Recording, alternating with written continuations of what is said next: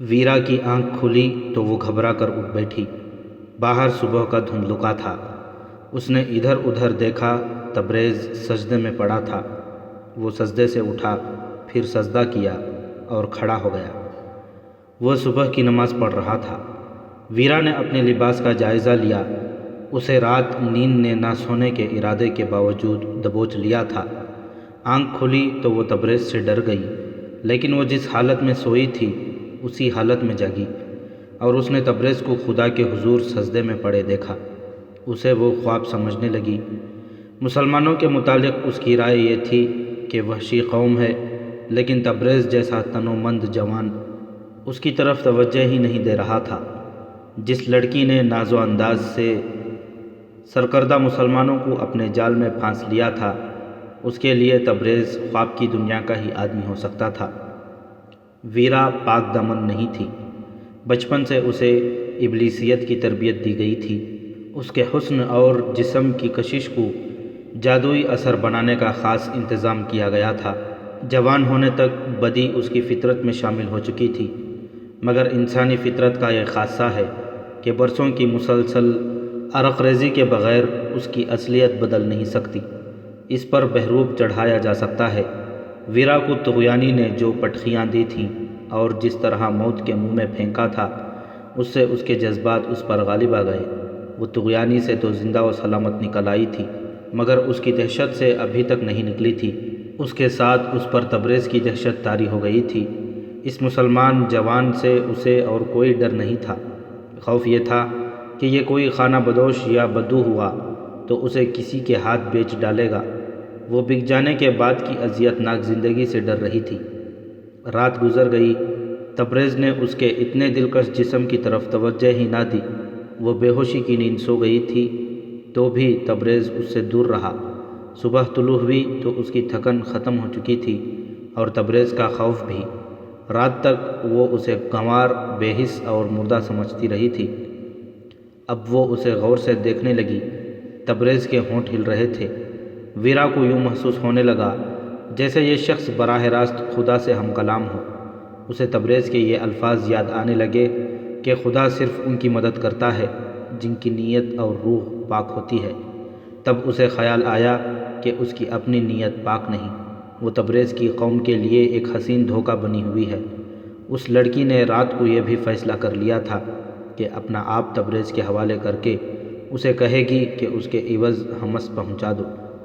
اور روح، ویرا کو زندگی میں پہلی بار احساس ہوا کہ اس کا جسم روح سے محروم ہے، اور اگر روح ہے بھی تو وہ کردار کی غلاظت میں دب گئی ہے، لیکن روح مرا نہیں کرتی۔ ویرا پر جو گزری تھی اس سے اس کی روح بیدار ہو گئی تھی، جو اسے شرمسار کر رہی تھی۔ اسے تبریز کی شکل و صورت بدلی ہوئی نظر آنے لگی۔ اس کی نگاہ میں وہ فرشتہ بن گیا جو خدا سے ہم کلام تھا۔ لڑکی کے آنسو نکل آئے تھے۔ جوں جوں آنسو بہتے گئے اسے ایسے لگا جیسے اس کا وجود تبریز کے وجود میں سماتا جا رہا ہو۔ تبریز نے دعا کے لیے ہاتھ اٹھائے۔ وہ شاید بھول گیا تھا کہ اس کے گف میں کوئی اور بھی ہے، یا یہ کہ لڑکی گہری نیند سوئی ہوئی ہے۔ اس نے بلند آواز سے کہا، خدائے عز و جل، مجھے گناہوں سے دامن پاک رکھنے کی ہمت عطا فرما۔ میری روح کو اتنی پاکیزگی عطا فرما کہ تیری اتنی خوبصورت امانت کو خیانت کے بغیر منزل تک پہنچا سکوں۔ تیرا یہ بندہ کمزور اور ناتواں ہے، مجھے شیطان کا مقابلہ کرنے کی ہمت اور جرأت عطا فرما۔ تبریز فرشتہ نہیں تھا، وہ انسانی فطرت کی کمزوریوں سے پناہ مانگ رہا تھا۔ اس نے ہاتھ منہ پر پھیرے اور گھوم کر دیکھا۔ ویرا اسے دیکھ رہی تھی۔ اس کے رخساروں پر آنسو بہے جا رہے تھے۔ تبریز اسے کچھ دیر دیکھتا رہا۔ لڑکی نے کوئی حرکت نہ کی۔ باہر جاؤ، تبریز نے اسے کہا۔ اس طرف صاف پانی کا چشمہ ہے، منہ دھو آؤ۔ اس نے اپنے سر پر لپٹا ہوا موٹے کپڑے کا گز بھر لمبا چوڑا رومال اتار کر اسے دیتے ہوئے کہا، منہ اچھی طرح دھوؤ اور بالوں کو بھی جھاڑ پونچھ لو۔ میں تمہیں اسی روپ میں تمہارے رشتہ داروں کے حوالے کرنا چاہتا ہوں جس طرح تم طغیانی میں گرنے سے پہلے تھی۔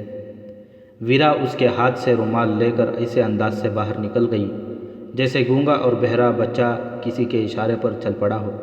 تبریز کے پاس کھانے پینے کا جو سامان تھا وہ گھوڑے کے ساتھ بندھا تھا۔ اب کھانے کے لیے کچھ بھی نہیں تھا۔ وہ ویرا کے انتظار میں بیٹھ گیا۔ ویرا منہ سر دھو کر واپس آئی تو تبریز کو یوں دھچکا لگا جیسے کسی نے اسے کانٹا چبھو دیا ہو۔ اس سے پہلے ویرا کے بال مٹی سے اٹے اور جڑے ہوئے تھے۔ چہرے کا بھی یہی حال تھا۔ اب بال اور چہرہ دھل گئے تو تبریز جیسے اسے پہچان ہی نہ سکا۔ وہ ایسے طلسماتی بالوں کو کبھی تصور میں بھی نہیں لا سکا تھا۔ دور دراز رہنے والے دیہاتی نے ایسا حسن کبھی نہیں دیکھا تھا۔ چہرہ اتنا ملائم اور آنکھوں میں ایسی دلکشی اسے حیران کر رہی تھی۔ تبریز اس تبریز کے ہاتھ سے نکلنے لگا جو کچھ دیر پہلے خدا کے حضور کھڑا تھا۔ اس نے بڑی مشکل سے اپنے آپ کو سنبھالا اور بولا، کھانے کے لیے کچھ نہیں، ہمیں خالی پیٹ سفر کرنا پڑے گا، چلو۔ وہ اٹھنے لگا تو ویرا نے اس کے کندھوں پر ہاتھ رکھ کر کہا، ذرا دیر بیٹھو، میں کچھ پوچھنا چاہتی ہوں، کچھ جاننا چاہتی ہوں۔ تبریز رات بھر اس لڑکی کے لیے دہشت بنا رہا تھا۔ اب اس کی ذہنی کیفیت یہ تھی جیسے یہ لڑکی اس پر غالب آ گئی ہو۔ کچھ کہے بغیر اٹھتے اٹھتے بیٹھ گیا۔ تم جب خدا کے ساتھ باتیں کر رہے تھے تو خدا تمہیں نظر آ رہا تھا؟ خدا ہمیں نظر نہیں آیا کرتا، تبریز نے کہا۔ میں عالم نہیں، اس لیے بتا نہیں سکتا کہ خدا نظر آئے بغیر کس طرح اپنی موجودگی کا احساس دلاتا ہے۔ میں اتنا جانتا ہوں کہ خدا میری باتیں، میری دعائیں سن لیتا ہے۔ تمہیں یقین ہے کہ یہ خدا تھا جس نے تمہیں اتنی قوت دی کہ تم نے مجھے طغیانی سے نکال لیا؟ ویرا نے پوچھا۔ ہمیں خطیب نے بتایا ہے کہ روح پاک ہو تو خدا ہر مشکل میں مدد دیتا ہے، تبریز نے جواب دیا۔ اگر میں اس ارادے سے تمہیں بچانے کی کوشش کرتا کہ تم بہت خوبصورت لڑکی ہو اور تمہیں بچا کر کہیں لے بھاگوں گا تو میں بھی تمہارے ساتھ ڈوب جاتا، مگر میری روح پاک نہیں ہے۔ ویرا نے دھکیارے سے لہجے میں کہا، خدا نے میری مدد کیوں کی ہے؟ مجھے ڈوبنے سے کیوں بچایا ہے؟ ہم اس چل کے خطیب سے پوچھیں گے، تبریز نے کہا۔ مجھ میں اتنی عقل نہیں۔ اور تم نے میرے جسم سے کیوں بے رخی کی؟ ویرا نے اس سے پوچھا۔ اگر میں ایسا کرتا جیسے تمہیں ڈر تھا تو میں تمہارے خنجر سے نہ بچ سکتا، تبریز نے جواب دیا۔ تم خدا کی امانت ہو۔ اور وہ چپ ہو گیا۔ ذرا دیر بعد بے اختیار بولا، تم بہت ہی خوبصورت امانت ہو ویرا، آؤ چلیں۔ وہ بے قرار سا ہو کر اٹھنے لگا۔ ویرا نے اسے اٹھنے نہ دیا۔ تبریز نے کہا، مجھے اپنے قریب زیادہ دیر نہ بیٹھنے دو، مجھے اتنے سخت امتحان میں نہ ڈالو لڑکی، مجھے خدا کے حضور سرخرو ہونے دو۔ تمہیں اپنے خدا کی قسم، ویرا نے کہا، مجھے بھی خدا کے حضور سرخرو ہونے کے قابل بناؤ۔ تم اپنے جیسے انسانوں سے بہت اونچے ہو، تم خدا کے ایلچی ہو۔ تم رو کیوں رہی ہو؟ میں گنہگار ہوں، ویرا نے جواب دیا۔ خدا مجھ سے ناراض ہے۔ جب اونٹ نے مجھے طغیانی میں گرا دیا تھا تو بھی مجھے خدا یاد نہیں آیا تھا۔ میں سمجھتی تھی کہ جو کچھ ہے وہ جسم ہے اور مجھے اپنے جسم کو بچانا ہے۔ تم مجھے طغیانی سے نکال کر یہاں لے آئے تو بھی میرے سامنے یہی مسئلہ آ گیا تھا کہ مجھے تم سے اپنا جسم بچانا ہے۔ اپنے جسم کو بچانے کے لیے ہی میں نے تمہیں قتل کرنے کی کوشش کی تھی، مگر ناکام رہی۔ میں طغیانی سے بھی بچ گئی، تم سے بھی بچ گئی، لیکن تمہاری عبادت اور دعا نے مجھے بتایا کہ مجھے بچانے والی قوت کوئی اور تھی۔ مجھے بتاؤ وہ قوت کیا ہے، کہاں ہے؟ یہ خدا کی قدرت ہے، تبریز نے جواب دیا۔ یہ روح کی پاکیزگی کا کرشمہ ہے۔ میری ساری زندگی ایک گناہ ہے۔ مجھے صاف لفظوں میں بتاؤ، تبریز نے پوچھا۔ تم رقاصہ ہو، امیروں وزیروں کے پاس رہتی ہو؟ میں نے سنا ہے کہ ایسی لڑکیاں بہت خوبصورت ہوتی ہیں، میں نے ایسی خوبصورت لڑکی کبھی نہیں دیکھی تھی۔ ویرا خاموش رہی، اس کی آنکھوں میں آنسو آ گئے۔ وہ سرک کر تبریز کے قریب ہو گئی۔ تبریز پرے سرک گیا۔ ویرا نے کہا، مجھے ڈر آتا ہے، طغیانی کی دہشت مجھے ابھی تک ڈرا رہی ہے، مجھے اپنے قریب رکھو۔ نہیں، تبریز نے عجیب سی مسکراہٹ سے کہا، میرے اتنا قریب نہ آؤ، میں بھٹک جاؤں گا۔ دیکھ لیا میں کتنی گنہگار ہوں، ویرا نے کہا۔ تم اس لیے مجھ سے دور رہنا چاہتے ہو کہ بھٹک نہ جاؤ؟ میں نے بہت سے لوگوں کو گمراہ کیا ہے، اس نے دیکھ لیا کہ تبریز کے پاس مذہبی جذبات ہیں اور جذبہ بھی، لیکن اس کی سوچ میں گہرائی نہیں ہے۔ اگر اسے کسی سانچے میں ڈھالا جائے تو ڈھل جائے گا۔ ویرا نے اس کے ساتھ کھل کر باتیں شروع کر دیں۔ کہنے لگی، اگر میں تمہیں کہوں کہ آؤ ہم ساری عمر کے سفر میں اکٹھے رہیں تو کیا جواب دو گے؟ تبریز نے اس کے چہرے کو دیکھا، ذرا سا مسکرایا اور سنجیدہ ہو گیا۔ بولا، آؤ چلیں، سورج نکل آیا ہے، سفر مشکل ہو جائے گا۔ ویرا اپنی ذات میں ایک انقلاب محسوس کر رہی تھی جسے وہ اچھی طرح سمجھ نہ سکی۔ وہ اس کے ساتھ اٹھ کر چل پڑی۔ وہ راستے کو کم اور تبریز کو زیادہ دیکھ رہی تھی۔ گزشتہ رات وہ تبریز کو قتل کر کے حمص کو بھاگ جانے کی فکر میں تھی، لیکن اب وہ تیز چلنے سے گریز کر رہی تھی۔ وہ زیادہ سے زیادہ دیر تبریز کے ساتھ رہنے کی خواہش لیے ہوئے تھی۔ ایک بار اس نے تبریز کا ہاتھ پکڑ لیا اور کہا، آہستہ چلو۔ ہمیں آہستہ نہیں چلنا چاہیے، تبریز نے کہا، ورنہ ایک اور رات آ جائے گی۔ آنے دو، ویرا نے کہا، میں تیز نہیں چل سکتی۔ جہاں رہ جاؤ گی وہاں تمہیں اٹھا لوں گا، تبریز نے کہا، آہستہ نہ چلو۔ سلطان صلاح الدین ایوبی کے بھائی العادل نے صلیبی بادشاہ بالڈوین کو ہمات کے قلعے کے باہر بہت بڑی شکست دی تھی، جس سے بوکھلا کر بالڈوین کی فوج بکھر کر پسپا ہوئی تھی۔ اس معرکے کی تفصیل سنائی جا چکی ہے۔ اس صلیبی بادشاہ نے بڑی مشکل سے اپنی بکھری ہوئی فوج کو یکجا کیا تھا، تب اسے اندازہ ہوا تھا کہ اس کا کتنا جانی نقصان ہوا ہے۔ اس کے پاس نصف سے کچھ زیادہ فوج رہ گئی تھی۔ وہ تو دمشق تک کے علاقے پر قبضہ کرنے آیا تھا۔ اس کی فوج العادل کے چھاپہ مار حملے میں مری تھی، اور جب صلیبی بھاگے تو ان میں سے بہت سے وادیوں اور ویرانوں میں بھٹک گئے تھے۔ ان میں سے کئی ایک کو مسلمان گڈریوں، خانہ بدوشوں اور دیہاتوں نے مار ڈالا اور ان کے ہتھیاروں اور گھوڑوں پر قبضہ کر لیا تھا۔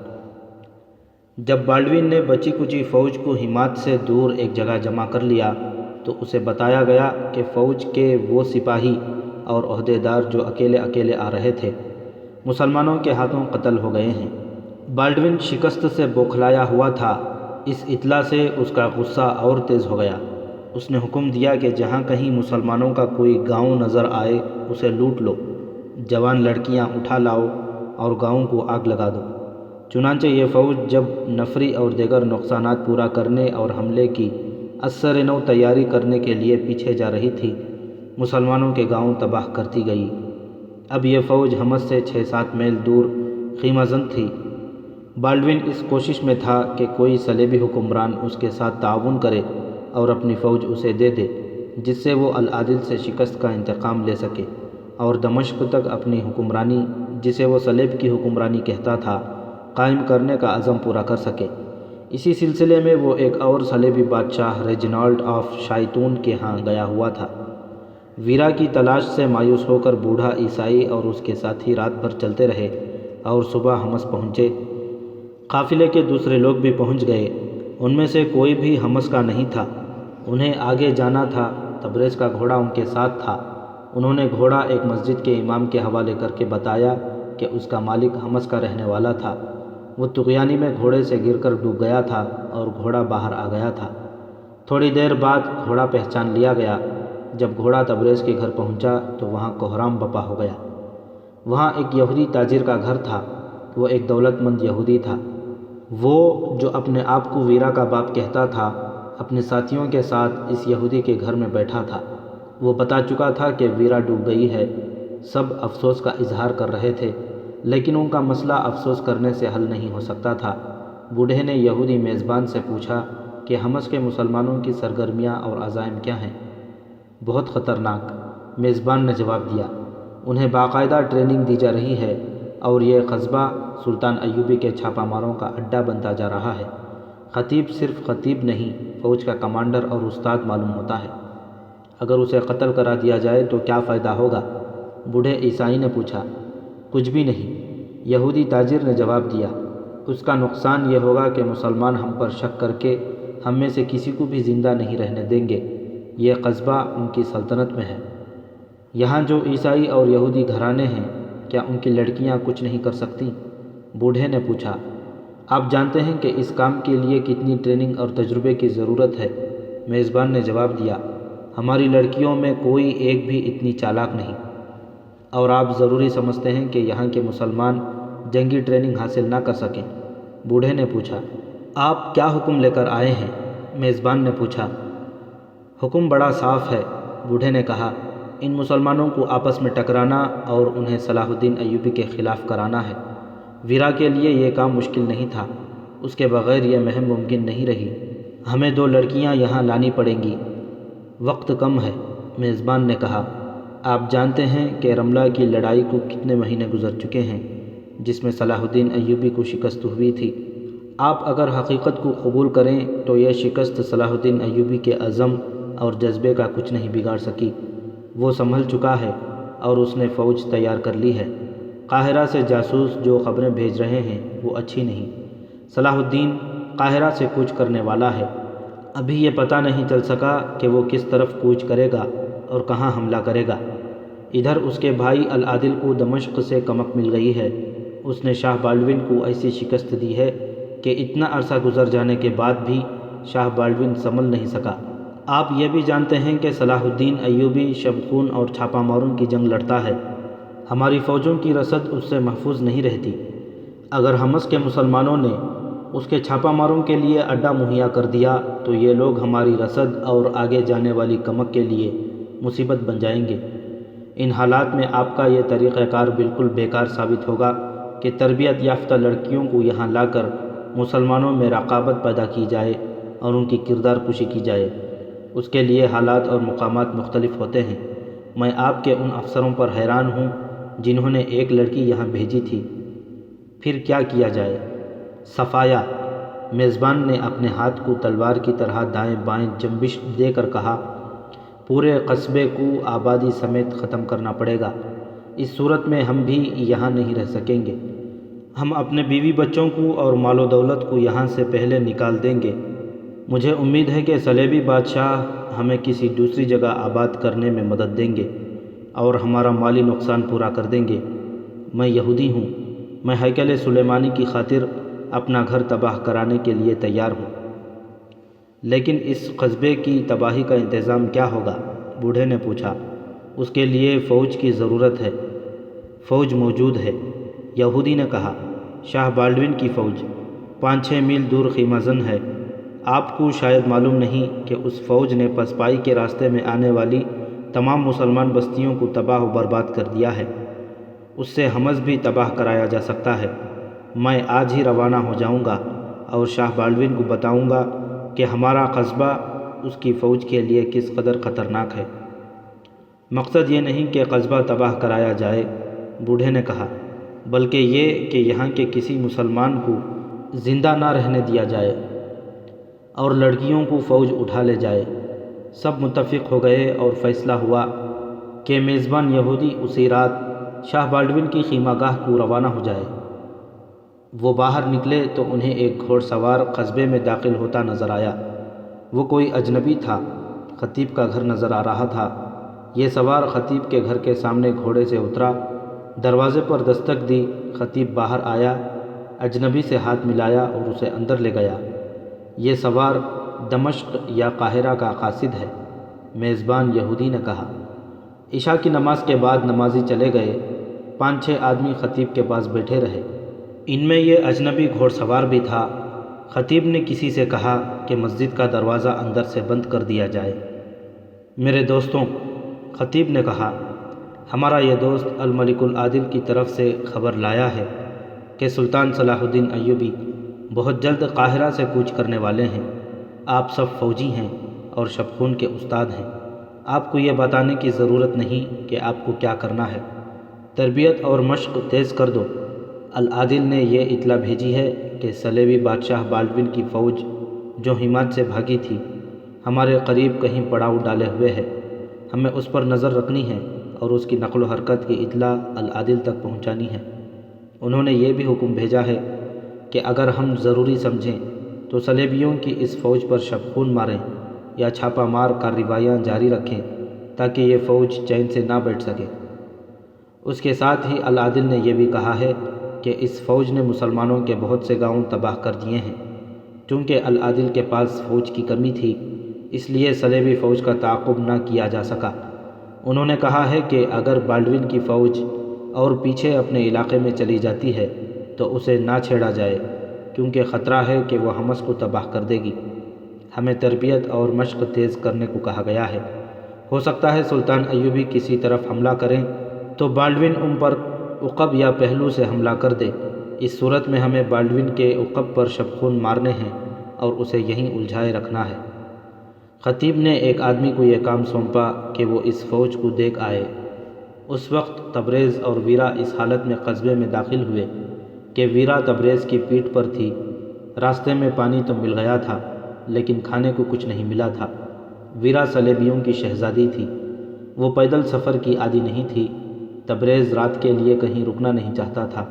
اس نے ویرا کو پیٹھ پر اٹھا لیا اور باقی سفر اسی طرح طے کیا۔ اس نے لڑکی کو اپنے گھر کے سامنے اتارا اور اسے اندر لے گیا۔ اس کے گھر والوں کو یقین نہیں آ رہا تھا کہ تبریز زندہ ہے۔ اس کا گھوڑا پہلے ہی گھر پہنچ چکا تھا۔ اس نے گھر والوں کو بتایا کہ اس پر کیا بیتی ہے۔ ویرا کو معلوم تھا کہ اس کی منزل یہودی تاجر کا گھر ہے۔ اس نے کہا کہ وہ اس کے گھر فوراً جانا چاہتی ہے، شاید اس کا باپ زندہ آ گیا ہو۔ تبریز اس کے ساتھ گیا۔ اسے یہودی تاجر کا گھر معلوم تھا۔ راستے میں اندھیرا تھا۔ ویرا اچانک رک گئی اور تبریز سے لپٹ گئی۔ کبھی چہرہ اس کے سینے پر رگڑتی، کبھی اس سے الگ ہو کر اس کے ہاتھ چومتی اور آنکھوں سے لگاتی۔ ہماری منزلیں جدا ہیں، ویرا نے جذبات اور رقت سے بوجھل آواز میں کہا، مگر ہم کسی دو راہے پر پھر ملیں گے۔ میں اپنی روح سے بیگانہ تھی، وہ مل گئی ہے، اور میں نہیں جانتی تھی محبت کیا ہے، وہ تم نے دے دی ہے۔ دل میں تمہاری یاد لے کے جا رہی ہوں، تم مجھے بھول جاؤ گے؟ نہیں ویرا۔ تبریز کی جذباتی کیفیت ویرا سے زیادہ متزلزل تھی۔ کہنے لگا، میں تمہیں بھول نہیں سکوں گا۔ میں نے تمہیں راستے میں کہا تھا کہ اب تک ایک باطل مذہب کی پجاری رہی ہو، باقی عمر اسلام کے سائے میں گزارو۔ میں تمہارا انتظار کروں گا۔ میرے دل میں اب کوئی لڑکی نہیں سما سکے گی۔ تم اب اسی قصبے میں رہو گی۔ ہم ملا کریں گے، لیکن وہاں جہاں کوئی نہ دیکھ سکے۔ تبریز نے امانت میں خیانت نہیں کی تھی۔ دوران سفر یہ لڑکی اس کی مرید ہو گئی تھی۔ پھر یوں ہوا کہ لڑکی تبریز کے دل میں اتر گئی۔ اب وہ دل پر پتھر رکھ کر اسے یہودی کے حوالے کرنے جا رہا تھا۔ وہ جب اسے یہودی کے گھر لے گیا تو وہاں اسے بوڑھا عیسائی ملا۔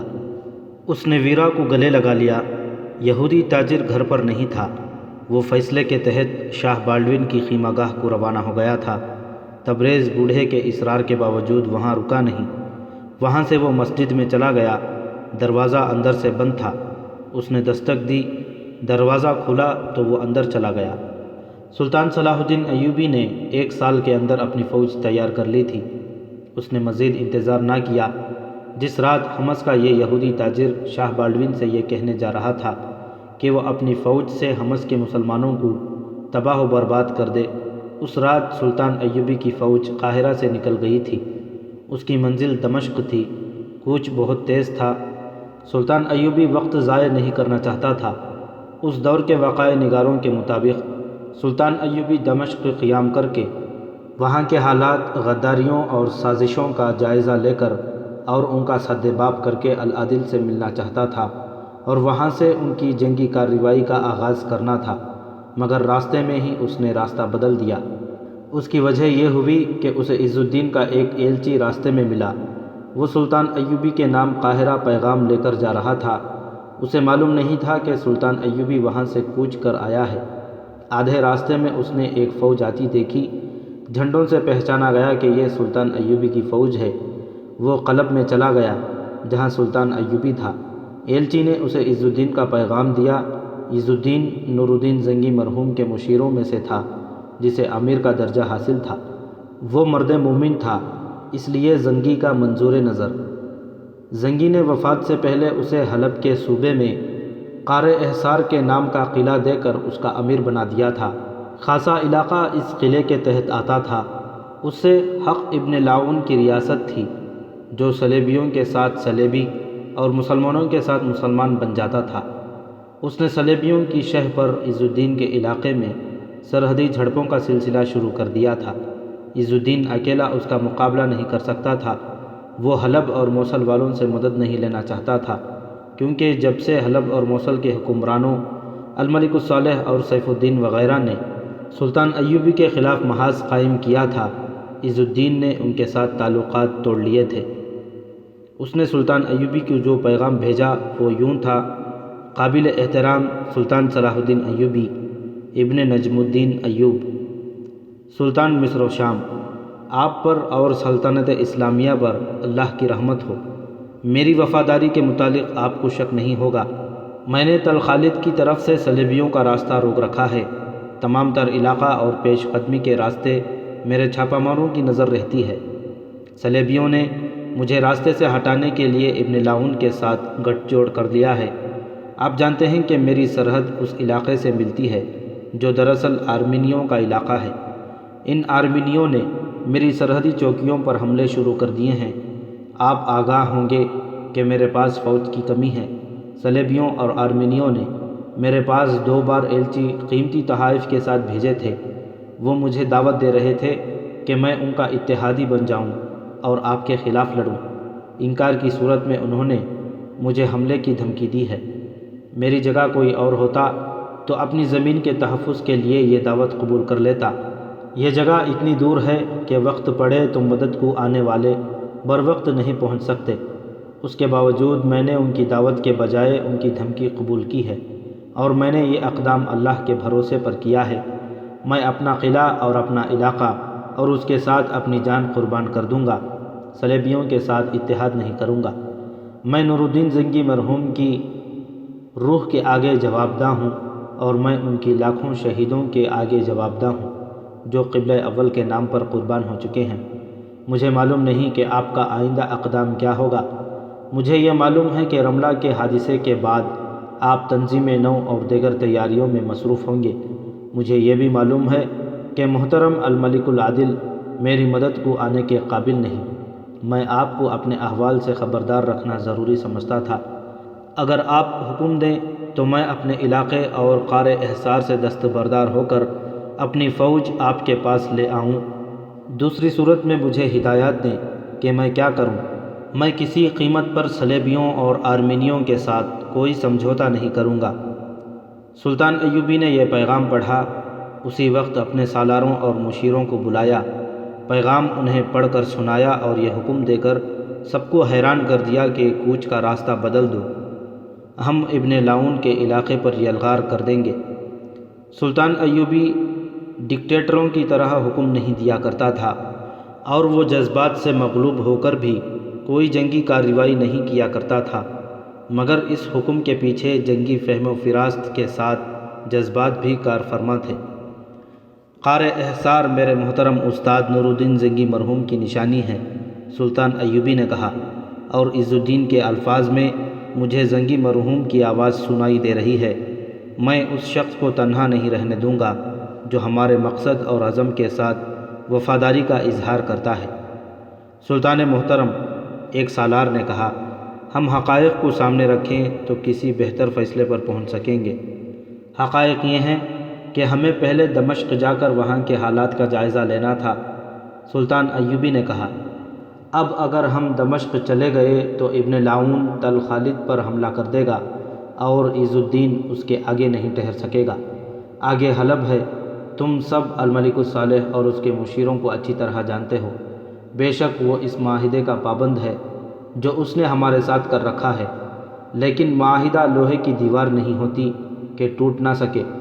وہ فوراً صلیبیوں کے ساتھ سمجھوتا کر کے ایک بار پھر ہمارے خلاف لڑنے کو آ جائے گا۔ میں صلیبیوں کو حلب نہیں لینے دوں گا، اور عز الدین کو میں اکیلا نہیں چھوڑوں گا۔ کچھ دیر عملی پہلوؤں پر بحث مباحثہ ہوا اور طے ہوا کہ تل خالد کی سمت کوچ ہوگا۔ سلطان ایوبی نے عز الدین کے ایلچی کو زبانی پیغام دیا جس میں کہا کہ عز الدین ابن لاؤن سے ملے اور اسے دوستی کا دھوکہ دے، لیکن اسے اپنے علاقے میں دخل انداز نہ ہونے دے، اس کے ساتھ دوستی کے شرائط پر بات چیت کرتا رہے، اور اسے یہاں تک دھوکہ دے کہ وہ اپنی فوج اس کے حوالے کر دے گا۔ سلطان ایوبی نے ایلچی کو بتا دیا کہ اس نے اپنی فوج کو تل خالد کی طرف تیز کوچ کا حکم دے دیا ہے۔ ایلچی روانہ ہو گیا۔ صلیبی جاسوس سلطان ایوبی کی نقل و حرکت دیکھ رہے تھے اور صلیبیوں تک خبریں پہنچا رہے تھے، جن کے مطابق انہوں نے اپنے قلعوں اور اپنے علاقوں کا دفاع مضبوط کر لیا تھا۔ وہ جانتے تھے کہ سلطان ایوبی کے اقدامات کے متعلق کوئی پیشن گوئی نہیں کی جا سکتی۔ صلیبیوں کے مشترکہ ہیڈ کوارٹر میں جب جاسوسوں نے یہ اطلاع دی کہ سلطان ایوبی کی فوج دمشق کے راستے سے ہٹ کر کسی دوسری طرف جا رہی ہے، تو ان کے جرنیلوں نے کہا کہ ایوبی اپنے آزمائے ہوئے میدانوں میں لڑنا چاہتا ہے۔